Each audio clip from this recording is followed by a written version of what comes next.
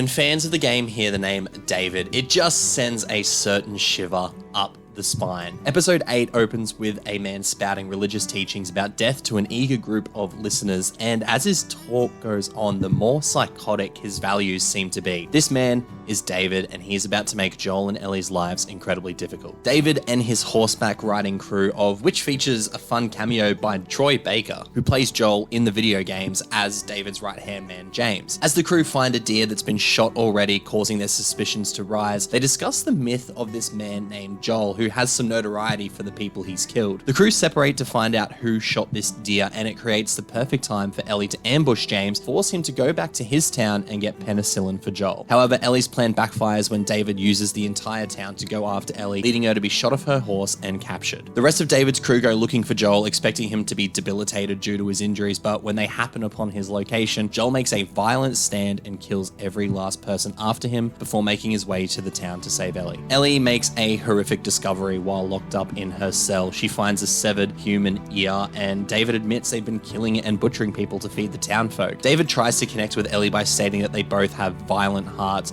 but Ellie is disgusted and snaps David's finger before biting his hand, effectively infecting David. This leads to an incredibly tense finale in which a game of violent hide and seek in a burning diner leads to Ellie brutally beating David to death and reconnecting with Joel to escape this crazy town. This episode of The Last of Us is incredibly tense and features brilliant performances, but it does feel a little rushed and lackluster for a penultimate episode. Considering how cool this set piece is in the games, the direction fell a little bit short this time around. It's not a bad episode by any means, but the potential was there to be even better. Episode 8 of The Last of Us gets a 3.5 out of 5.